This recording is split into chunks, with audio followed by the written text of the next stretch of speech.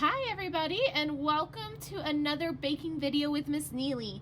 Today we're going to be doing a recipe that I got from my grandma, and it is banana bread. So there's lots of banana bread recipes out there, but this is the one my family uses. And so we're going to go over the ingredients real quick before we get started.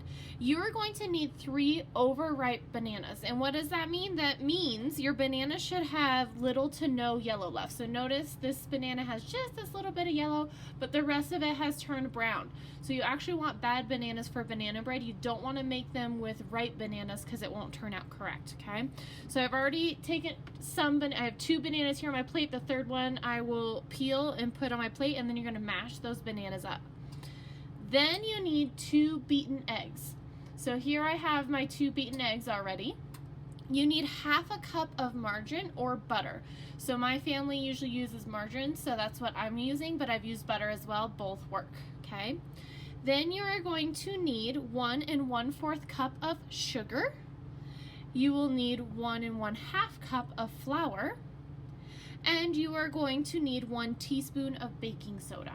Okay, so I have my baking soda here. I have all these ingredients, and I'm going to pause the video for just a minute so that I can mash up those bananas, get my mixing bowl, and then get started on the first step. All right, guys, so in my bowl, notice there's only 2 ingredients right now. You have your 1 1/4 cup of sugar and 1/2 cup of margarine or butter. And with these, you're going to want to mix them really, really well. You want to end up creaming them together so they become one substance, which means I would suggest using a hand whisk, and make sure that your butter, if you're using stick butter, it has come to room temperature and it's soft. You don't want it melted, but you want it soft. So this is the first step. I'm going to cream these together, and then we'll be right back. All right, here's my creamed together butter or margarine with the sugar. So now that you have those creamed together, the next step is to add your mashed banana. So I used a fork just to mash my bananas nice and good. Make sure you have 3 mashed bananas in here, 3 mashed bananas. Okay. And then your beaten eggs as well. So I have my 2 beaten eggs. I'm gonna put those in there. And same thing with the hand mixer. You're going to mix it really well together, and then we're going to go to the next step of adding the next ingredient. So I start on a low level, and I usually increase it as it gets mixed.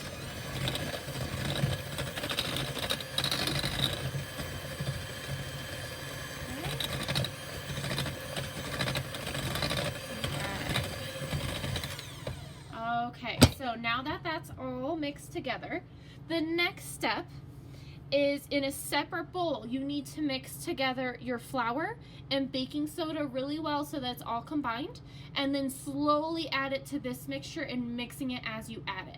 Okay, so I'm going to get another bowl. I'm going to mix my flour and my baking soda together.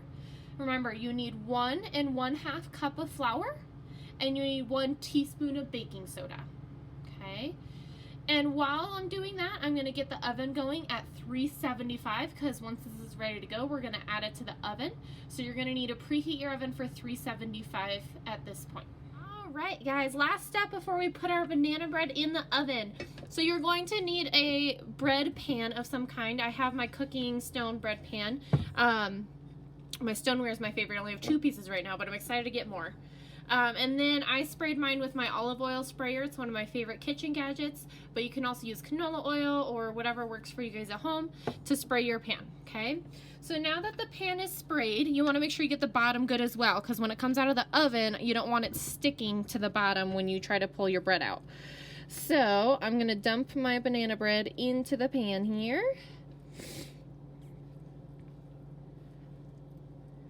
Make sure you try to get all those sides. Little bit at a time so you're not making a mess.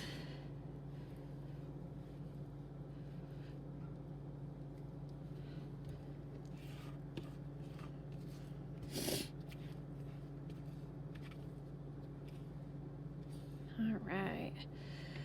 Got most of that banana bread mixture in there. So now I'm gonna make sure it's all evened out here. Then what you're going to do is you're going to put it in your oven. That should be preheated to 375 by now. And you're going to cook it between 1 hour and 1 hour and 15 minutes. Okay, so an hour to an hour and 15 minutes. So we're gonna come back in an hour, check on it, and then we'll see if it's ready. Okay, our banana bread has come out of the oven and it is done. The way I know is a toothpick went in and came out clean. If yours turned out a little darker than mine did, that's totally fine. Mine usually comes out darker than this, but I'm sure it'll taste just the same. So now we're just gonna let it cool in the pan for a little bit.